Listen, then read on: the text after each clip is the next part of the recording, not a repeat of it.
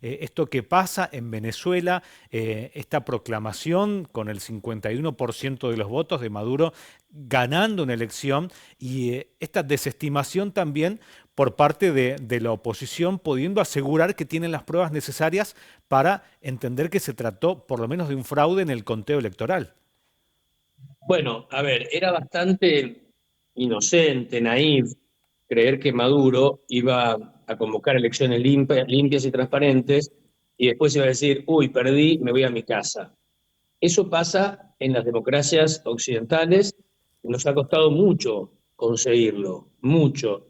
Pero la tendencia natural de los dictadores, de los autócratas, de los gobiernos totalitarios, que han sido, hasta la aparición de la democracia estilo occidental, la norma, la generalidad en la humanidad, es mantenerse en el poder mientras pueda. Así eran los reyes absolutos, que eran de por vida, los dictadores, así son en la mayoría de los países de África, lamentablemente, o en una gran cantidad de países de África, en muchos de Asia, en la China comunista, en Norcorea, en Rusia se ha transformado casi en algo así, Nicaragua, Cuba. Es decir, hay una gran cantidad de países que no siguen la tradición democrática que en Occidente algunas naciones siguen, algunas bastante bien lo ponen en práctica y otras con bastante fallas, como sabemos en Latinoamérica, ¿no? A veces con ciertos manejos del Estado, de la justicia, etcétera. Pero no hay que dar por dada, por, por, por, por descartar como un hecho natural la democracia y el respeto a la voluntad popular. No en todas partes sucede, al contrario, es excepcional, son excepcionales los lugares que sucede. Pero, a diferencia, Maduro es un dictador con todas las letras, no se puede dar vuelta en que tal vez, no sé, viste que ahora ponerle a Alberto Fernández, le busca una vuelta, para no calificarlo con el título que tiene que tener. Ahora, son dictaduras mucho más cínicas y yo te diría eh, complicadas que las dictaduras militares tradicionales que estábamos acostumbrados en América Latina. La dictadura militar tradicional que nosotros vivimos en la Argentina era militares que tomaban el poder por la fuerza y se mantenían ahí sin preguntarle al pueblo si quería o no por mucho tiempo, por todo el tiempo que pudieran. Y en general, como en general estaban sostenidas por los Estados Unidos, estaban de ese lado de la mitad del mundo, como estaban sostenidas por los Estados Unidos cada tanto, en medio de la Guerra Fría, tenía eh, alguna oleada de democracia y de remordimiento y le soltaba las manos y entonces tenían que convocar los dictadores a elecciones. Y así hubo salidas democráticas en todos los países. Los dictadores militares no simulaban elecciones. Los dictadores, estos de izquierda nuevos, simulan elecciones. En Siria saca el 90% la familia al-Assad. En Rusia, en la Rusia de Putin, saca un montón de votos, 70, 60 puntos, 80 puntos a veces. Y así sigue la lista. En muchos países sucede así. Usan el Eh, escudo popular, digamos, o sea, usan este supuesto apoyo popular como escudo para seguir sosteniendo este tipo de dictaduras, ¿no? claro, porque no se animan a ser catalogados de dictadura como lo eran los militares, pero esencialmente es lo mismo, es una élite, un grupo que ha tomado el poder, en este caso en general entran por elecciones, después modifican la constitución de manera de ir dificultando que otros compitan y puedan ganarles, después meten presos, manejan la justicia, meten presos a sus opositores o los prohíben, los encarcelan, los persiguen, en general abren la compuerta para que las clases medias, en una actitud absolutamente dañina para el país, se vayan, que son en general los opositores, y así un tercio de Cuba o media Cuba vive en Miami y un tercio de Venezuela se fue en los últimos años. Es como si en Argentina hubieran 15 millones de personas que hubieran decidido irse de la Argentina. 15 millones de argentinos. Es el equivalente a lo que hay de venezolanos afuera. Para tener una idea, sería como toda la ciudad de Buenos Aires y el Gran Buenos Aires en conjunto, o si querés, mira, Mendoza 2 millones, Córdoba 4 millones, Santa Fe 4 millones, sería Santa Fe, Córdoba, Mendoza, Entre Ríos y Tucumán, todo eso junto, como si todo eso se vaciara y se fueran del país. Claro. Una locura lo que pasaba en Venezuela. Un- un- Ahora, un ex- era poco lógico creer que este señor Maduro, que ya lo hizo muchas veces en el pasado, iba a acatar la voluntad popular. Luis, ¿qué puede pasar a partir de esto, ¿no? De estas, este anuncio de la ONU, la determinación del resto de países no validando estas elecciones y también lo que está pasando internamente en Venezuela. ¿Hay posibilidad de revertir la situación o de rever estos resultados? ¿O es casi imposible poder entrar en un sistema que ya está funcionando así y está armado también, evidentemente, para que se conociera este resultado en las últimas horas? Bueno, está, a ver, la ONU. A nivel internacional no hay ley.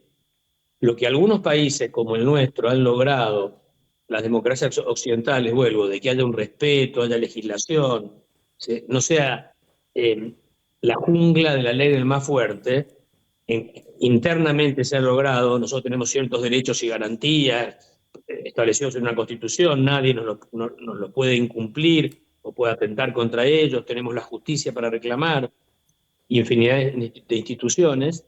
A nivel internacional no existe esto. Todos hablamos de la ONU. La ONU fue una solución que se buscó para tratar de evitar una tercera guerra mundial, después de la Segunda Guerra Mundial, y entonces se hizo en base a generar un organismo en donde los países pudieran sentarse a discutir las diferencias y no tener que ir a la guerra directamente. Y cumplió bastante bien su función. Ahora, no es obligatoria en lo más mínimo para ningún país, no es la autoridad a la que vos tenés que obedecer, salvo todos los países que son miembros, que son prácticamente todos los países del mundo, se han comprometido a obedecer las resoluciones del Consejo de Seguridad, que es el organismo más chico de la ONU. Ahora, el Consejo de Seguridad de las Naciones Unidas emitirá alguna orden a Venezuela para que la cumpla. Poco probable, imposible. ¿Sabes por qué? Porque en el diseño de la ONU se estableció que en el Consejo de Seguridad hay 5 miembros permanentes y otro grupo de naciones que se sortean e integran el Consejo en forma temporal, se van rotando. Pero los 5 permanentes son los ganadores de la Segunda Guerra Mundial: Estados Unidos, el Reino Unido, Francia, China y Rusia. Si uno de estos 5 países veta una decisión del Consejo de Seguridad, esa decisión no procede, se cae. Claro. Entonces, Maduro tiene el favor, el ok de China y Rusia, 2 países con asiento permanente en el Consejo de Seguridad y con poder de veto. Así que es prácticamente imposible que una resolución de las Naciones Unidas obligue a Maduro a determinada cosa, porque Rusia y China no la van a permitir. Sí Internamente podrá es haber tal difícil que vez una cambie también. declaración no obligatoria que le sugiera a Maduro hacer tal cosa. Ahora, Maduro, sugerencias, se ve que No las no va a aceptar. acepta, no escucha. Claro, internamente es muy difícil que cambie también. O que se tomen, a menos que haya una rebelión interna o situaciones más extremas, ¿no? Es muy difícil, ya se probó en su momento. Cuando Maduro es ilegítimo desde hace mucho y desconoció la voluntad popular en una elección legislativa que generó un congreso, le generó un congreso opositor y él creó otro congreso. No le dio importancia a este y creó otro congreso, uno nuevo, un nuevo poder legislativo, armado con todos seguidores de ellos. Eh, y a partir de ahí, te acordarás, año 17, 18, los venezolanos salieron masivamente a la calle y protestaron, y los estudiantes, y cortaban calles, y los masacraron. ¿Te acordás las imágenes que eran impresionantes? De estudiantes con una lanza, algo así, venían las tanquetas, los tanques. Eso ya lo probaron, y el monopolio de la fuerza lo tiene Maduro. Salvo que el ejército se le dé vuelta por alguna razón, poco probable, porque ha sido inteligente Maduro en ese tema, ah, tiene más generales el ejército venezolano que la OTAN.